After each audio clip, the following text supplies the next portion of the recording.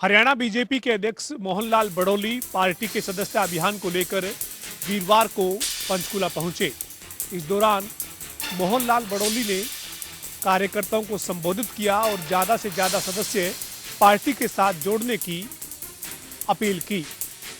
इसके बाद मोहनलाल बड़ौली मीडिया से रूबरू हुए।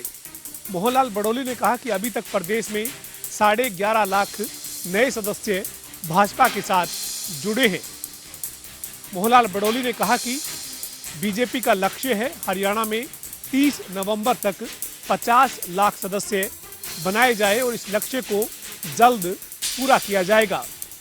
मोहनलाल बड़ौली ने कहा कि 24 नवंबर से पहले 22 और 23 नवंबर को 2 दिन सदस्यता अभियान विशेष तौर पर चलाया जाएगा और हर बूथ पर 100 नए सदस्य पार्टी के साथ जोड़े जाएंगे। इसके अलावा मोहनलाल बड़ौली ने यह भी कहा कि प्रदेश में जल्द ही भारतीय जनता पार्टी का जब साधारण सदस्य अभियान खत्म होगा तो सक्रिय सदस्य अभियान शुरू होगा और इसके लिए 5 नेताओं की एक टीम तैयार की गई है। मोहनलाल बड़ौली ने इस दौरान हरियाणा कांग्रेस के अध्यक्ष उदय भान पर भी निशाना साधा। मोहनलाल बड़ौली ने कहा कि कांग्रेस लोगों ने जो मैंडेट दिया है उसका सम्मान नहीं कर रही है। काबिले गौर है कि इससे पहले उदय भान ने आरोप लगाया था कि 8 अक्टूबर को नतीजों से पहले दीपक बाबरिया जो हरियाणा कांग्रेस के प्रभारी है उनको एक मैसेज मिला था और इस मैसेज में ईवीएम हैक करके 14 सीट कांग्रेस की लूज करने का दावा किया गया था। मुख्यमंत्री नायब सिंह सैनी का आज गुरुग्राम दौरा रहा और वहीं मुख्यमंत्री नायब सिंह सैनी ने आज गुरुग्राम के पीडब्ल्यूडी रेस्ट हाउस में कोरिया के डेलीगेट्स के साथ मीटिंग की और एक एमओयू भी साइन किया।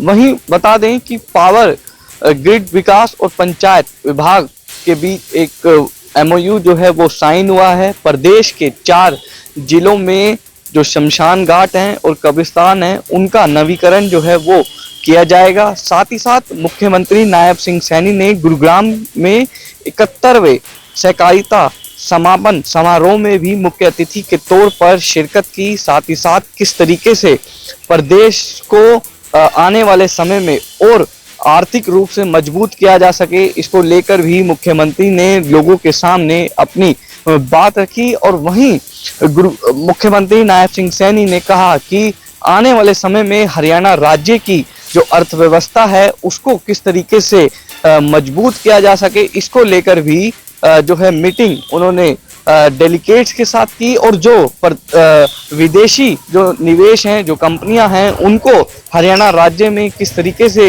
निवेश उनका किया जा सके और किस तरीके से वो काम करेगी इसको लेकर भी आज जो है मुख्यमंत्री ने इस पूरी मीटिंग में वार्तालाप की। प्रदेश के मुख्यमंत्री नायब सिंह सैनी आज सिरसा पहुंचे। सिरसा में बनने वाले संत बाबा सरसाईनाथ मेडिकल कॉलेज के भूमि पूजन के लिए मुख्यमंत्री सिरसा पहुंचे। यहां पहुंचने पर मुख्यमंत्री ने सबसे पहले पौधारोपण किया। उसके बाद मुख्यमंत्री ने मेडिकल कॉलेज के मॉडल का अवलोकन किया। इसके बाद मुख्यमंत्री ने भूमि पूजन में भाग लिया। मुख्यमंत्री नायब सिंह सैनी के साथ मंत्री आरती सिंह राव, प्रोफेसर गणेशी लाल और बीजेपी के कई अन्य नेता भी मौजूद रहे। मुख्यमंत्री नायब सिंह सैनी ने अपने संबोधन में कहा कि बीजेपी की डबल इंजन सरकार ने देश और प्रदेश को बेहतर स्वास्थ्य सुविधाएं देने का काम किया है। इसी कड़ी में सिरसा में बनने वाले मेडिकल कॉलेज का भूमि पूजन किया गया है जिस पर तकरीबन 1000 करोड़ की लागत आएगी। इसके साथ ही मुख्यमंत्री नायब सिंह सैनी ने कैंसर हॉस्पिटल के एडिशन के लिए 5 एकड़ अतिरिक्त भूमि साथ ही देने का तुरंत वायदा भी कर दिया। जनता टीवी के लिए सिरसा से मुख्तार सिंह। रतिया नागरिक अस्पताल में आज एससीओ के चेयरमैन रविंद्र बलियाना द्वारा औचक निरीक्षण किया गया। वहीं अस्पताल में दाखिल मरीजों का हालचाल भी जाना। मीडिया से बातचीत करते हुए रविंद्र बलियाना ने बताया कि लगातार रतिया इलाके में जो डेंगू के मरीजों की संख्या और वायरल बुखार जो फैल रहा है उसी के चलते आज उनके द्वारा जो रतिया के नागरिक अस्पताल में औचक निरीक्षण किया गया है और मरीजों का हालचाल जाना गया है। वहीं जो अस्पताल में डॉक्टरों की कमी को लेकर भी स्वास्थ्य मंत्री और मुख्यमंत्री से बात की जाएगी और बेतिया के अस्पताल में जो डॉक्टरों की कमी है उसे भी जल्द पूरा करवाया जाएगा। वहीं रविंद्र बलियाला ने कहा कि जो वायरल बुखार इलाके में फैला हुआ है उसको लेकर डॉक्टरों से जो बातचीत हुई है और डॉक्टरों का कहना है कि वायरल बुखार जो है 3 या 4 दिन रहता है, उसके बाद मरीज बिल्कुल ठीक हो जाता है। वहीं उन्होंने कहा कि डेंगू के मरीजों की संख्या में कोई इजाफा नहीं हुआ और डेंगू को लेकर डॉक्टरों के अलग से टीमें भी लगातार इलाके में काम कर रही हैं और डेंगू के अलग से वार्ड बनाए गए हैं। फरीदाबाद में लगातार पॉल्यूशन का स्तर बढ़ता जा रहा है। इसको लेकर जहां एक तरफ प्रशासन की ओर से ग्रेड 4 लागू कर दिया है और ग्रेड 4 के चलते लगातार पॉल्यूशन को कंट्रोल किया जा रहा है और लगातार पानी का छिड़काव जो है वो कहीं ना कहीं करते हुए जो है वो साफ तौर पर नजर आ रहे हैं। परंतु वही बात करें फरीदाबाद में, तो फरीदाबाद में अलग अलग जगहों पर जो है वो कहीं ना कहीं लोगों द्वारा जो है वो कुछ अनियमितताएं जो है वो कहीं ना कहीं बढ़ती जा रही है। कहीं पर जो है वो धुएं के गुब्बार जो है वो उठते हुए नजर आ रहे हैं, तो कहीं लोग खुद जो है वो कचरे में आग लगा रहे हैं, जिसके चलते लगातार पॉल्यूशन स्तर जो है वो बढ़ रहा है। हालांकि प्रशासन की ओर से लगातार पॉल्यूशन को कम करने को लेकर तमाम कोशिशें की जा रही है, परंतु धरातल पर पॉल्यूशन कम होने का नाम नहीं ले रहा। लगातार कहीं ना कहीं एक्यूआई लेवल की बात करें तो आज भी फरीदाबाद में एक्यूआई लेवल 300 के पार है और ऐसे में कहीं ना कहीं बेहद गंभीर स्थिति है और लोगों में इसके कहीं ना कहीं बुजुर्ग और बच्चों के लिए कहीं ना कहीं काफी घातक साबित एक पॉल्यूशन हो रहा है। लगातार प्रशासन की ओर से ग्रेड 4 के नियम भले लागू कर रहे हो, परंतु धरातल पर जो है वो अभी भी कुछ चीजें जो है वो धरातल पर नहीं उतर पा रही है। अब देखना ये होगा कि आखिर कब जाकर जो है वो पॉल्यूशन लेवल जो है वो फरीदाबाद में कम हो पाता है। फरीदाबाद से जनता टीवी के लिए मुकेश राजपूत। यमुनानगर जिला में प्रदूषण विभाग और माइनिंग विभाग द्वारा संयुक्त रूप से कार्रवाई करते हुए 11 स्क्रीनिंग प्लांटों को सील करने के निर्देश दिए गए हैं। यह बड़ी कार्रवाई इसलिए अमल में लाई गई, इन स्क्रीनिंग प्लांटों पर अवैध रूप से माइनिंग का भंडारण किया जा रहा था, जिससे वायु प्रदूषण भी हो रहा था।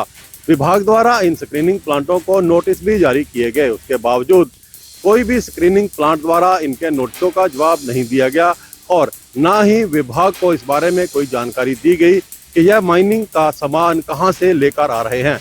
अवैध रूप से किए गए खनन के भंडारण के मामले को लेकर पोल्यूशन विभाग द्वारा इन स्क्रीनिंग प्लांटों पर सील लगाई गई है। यह जिले के अलग अलग स्थानों पर 11 स्क्रीनिंग प्लांट हैं जिनको सील किया गया है। अधिकारियों का कहना है कि इन स्क्रीनिंग प्लांटों को और भी नोटिस दिए जाएंगे और इन्होंने अगर कार्रवाई नहीं की तो इनके लाइसेंस और पोर्टल भी रद्द किए जा सकते हैं। यमुनानगर से जनता टीवी के लिए सर्वजीत बावा। भिवानी पुलिस ने आज 4 बदमाशों को पकड़ने में सफलता हासिल की है। जी हाँ, भिवानी के अंदर 4 साइबर अपराधी थे जो कि लोगों को बहला फुसला करके उनके खाते खुलवाते थे। निजी बैंक के जरिए ये खाते खुलते थे और उसके बाद उन खातों को बेच दिया जाता था। डीएसपी अनूप कुमार ने सारे मामले का भांडाफोड़ करते हुए बताया कि चारों अपराधी अब पुलिस की गिरफ्त में है। उसमें भिवानी के 3 लोग हैं और आपको बता दें कि एक तो बंधन बैंक का कर्मचारी भी है। बताया जा रहा है कि ये एजेंट लोगों के खाते बेच करके उनके एटीएम का प्रयोग करते थे। ये अधिकतर खाते मेवात के अंदर ट्रांसफ़र किए जाते थे, जबकि 10 राज्यों के जिसके अंदर लोग शामिल भी थे। जनता टीवी के लिए भिवानी से दीपक मुटरेजा।